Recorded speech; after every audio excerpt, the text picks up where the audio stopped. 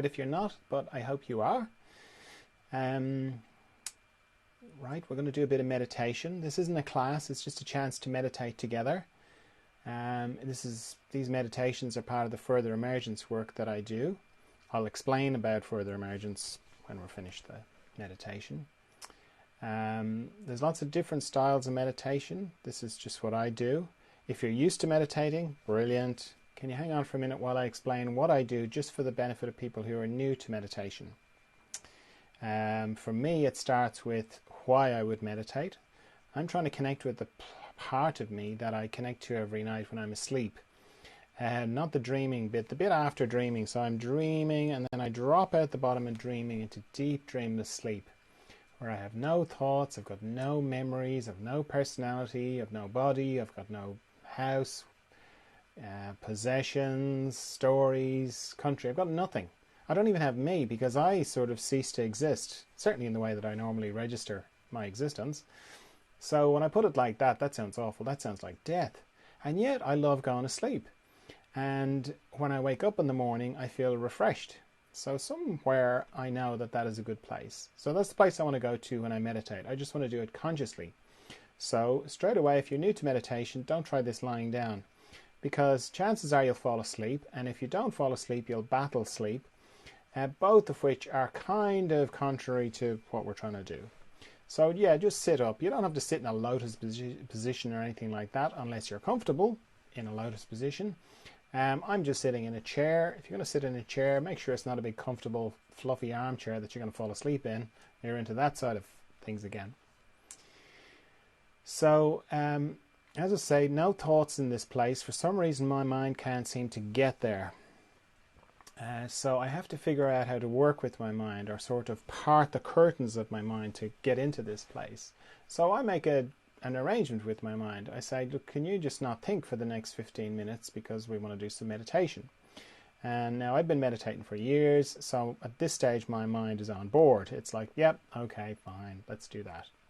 If you find you get a bit of resistance from your mind, you certainly won't the first time, because if your mind is like mine, it likes doing new things. But if you want to have a practice of meditation and you're 20, it's the 20th time, your mind will probably be bored. So if that happens and you get a bit of resistance, then give your mind the sorts of things that minds like. Give it some ideas, give it some concepts, give it some thoughts, read a little bit about it, watch some videos, that kind of thing. And then so your mind can be on board. Then the next thing is to stop thinking. That's surprisingly easy, because regardless of the content of my thought, like what I'm thinking about, the structure is always the same. It's always pictures and sound. So if I turn off the pictures and I turn off the sound, that's it, I'm not thinking. And as soon as I do that, I'm into the practice of meditation.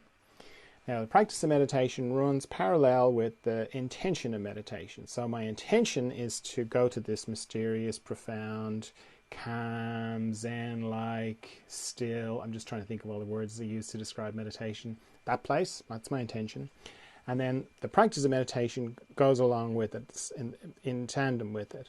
And it starts as soon as I stop thinking. And it pretty much goes, I turn off the pictures, I turn off the sound, I stop thinking. Then some time passes and I discover I'm thinking again. And I'm like, oh, I'm thinking again, right? Turn off the pictures, turn off the sound, I bring myself back to not thinking. And some more time passes and I discover I'm thinking again. Like, oh, thinking again. Turn off the pictures, turn off the sound, bring myself back to not thinking. Then some more time passes and I discover I'm thinking again. Like, oh, thinking again. Turn off the pictures, turn off the sound, bring myself back to not thinking, and so on. That's the practice of meditation. Just repeatedly bringing myself back to not thinking whenever I discover that I'm thinking. That's all there is to it. Now, I alert you to that because it's quite easy to get the misconception with meditation that in order to be meditating correctly, that you shouldn't be thinking at all, that your mind is like a lake and there shouldn't be a ripple of thought on it, which isn't the case.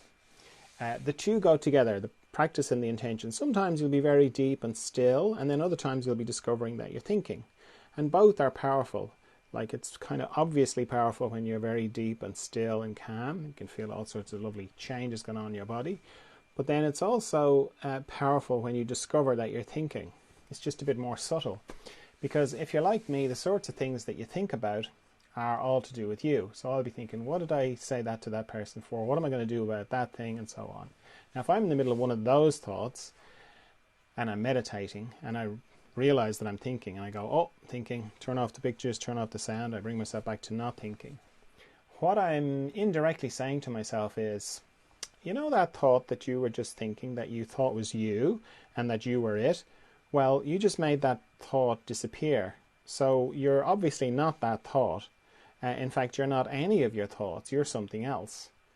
That's very profound and very powerful. And then the fact that you do that, numerous times is very powerful. So they both are powerful, okay? And the main thing is to not add to your thinking by thinking that you're doing it wrong or that you're thinking too much, because there's no set right amount of times that you should discover that you're thinking.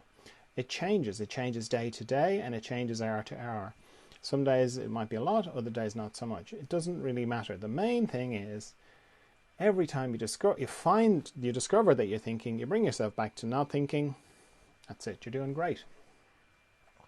Now, as that is all going on, I'm also letting go of tension in my body. So I'm scanning my body from my head down to my feet and back up again. And anywhere I find tension, I let it go. And I use my out breath to let it go, because it's natural to just breathe it away. But it's also a good way to just become a bit more conscious of my breathing, because it's quite easy to hold your breath in meditation or to stop breathing altogether. So also, as I'm scanning my body, I'm paying particular attention to areas in my body that go transverse. Mostly my body runs longitudinally, but any structures that go across my body or transverse, they have a tendency to accumulate tension. A bit like a log going across a stream, picks up all the twigs and the branches going down the stream. Except in my body, it's tension.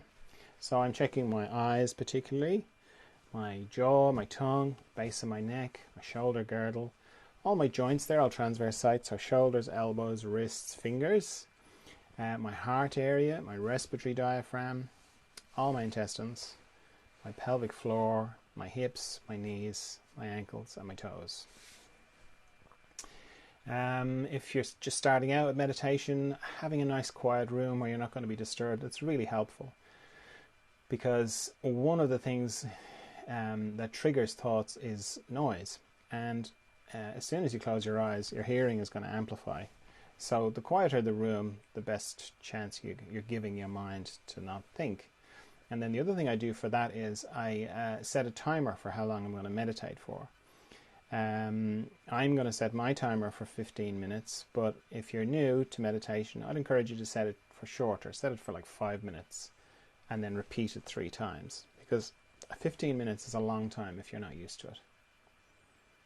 Okay, so with that all said, let me set my timer. Off we go into the mystery.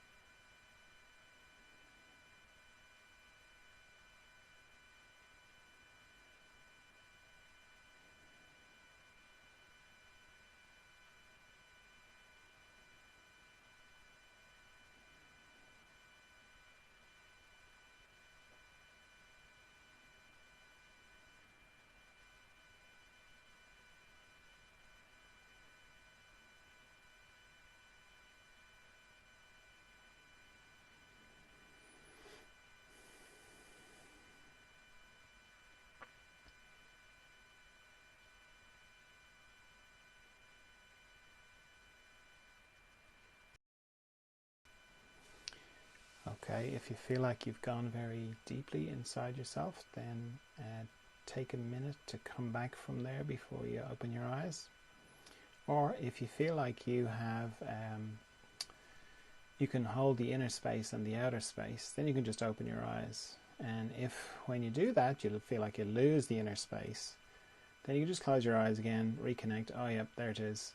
Open your eyes again. Oh no, lost it again. And close your eyes and so on. You can use your eyes like a valve, to equalize the inner space and the outer space. So these meditations that I do, as I said at the beginning, they're part of the further emergence. And further emergence is to do with growth, specifically inner growth or growth in consciousness or spiritual growth, and a particular aspect of that growth. So when you're a child, your body is growing, and then you become an adolescent, and then you become an adult, and your body pretty much stops growing, but you keep growing on the inside. And just like when you were a child, you might have gone through periods of accelerated growth, called growth spurts. You go through those on the inside as well. And because you're continually growing on the inside long after your body stops growing, you can go through growth spurts like throughout the rest of your life. And they're just normal and natural, but they can look like there's something wrong. And they can be misidentified as that. And they can come in all sorts of shapes and sizes. So you can feel like you just wake up one day and your life just doesn't look like it fits you anymore, or you can't recognize yourself in your life, and you can't see how you fit into it. It looks alien or different. You're looking at your life through a lens. That's one way. You can actually sometimes feel that feeling of acceleration. That's another way. Or sometimes you can just feel stuck, and there can be a feeling of back pressure building up inside. And it can be like, I don't know what it's about, but I just feel like a lot of pressure on the inside. That's another way. You can get physical symptoms. That can happen as well. You can go from, relating to everybody in your life, and everybody gets you and you get everybody, to, the next day or the next week, nobody gets you, nobody knows what you're talking about, they'll think you're a bit nutty, and you don't get them either anymore, and you can feel quite isolated. So there's lots of different ways it can manifest. Those are just a few, and these meditations are part of what I do. They're helpful because the more familiar you are with your inner space, the easier it is to navigate these changes that are going on in your inner space. Then there's a Zoom group every week for people who are going through this process, and that's a chance to see other people and go, oh, okay, it's not just me. There are other people going through this. It's not weird, it's just a normal thing. It's a normal process, because I've been through it myself, like loads of times. I've helped loads of people through it. So yeah, the Zoom groups are for that, bit more in-depth meditation, questions and answers. The videos for them, you'll see them in the feeds wherever you happen to be looking at this. And then I work with people one-to-one as well. And that's a combination of working in inner space and outer space. In the front of the scenes, if you like. That's kind of talking and working through it. And then I also do distance work behind the scenes at the same time. So yeah, if that's further emergence, if that sort of resonates with you, if it rings any bells, then follow along on the different channels wherever you're looking at. I'm on Facebook, Instagram, and YouTube. Follow along on that, or go to the website and have a read about it, furtheremergence.com. Okay, so thanks for meditating with me, and see you tomorrow for some more meditation. Bye.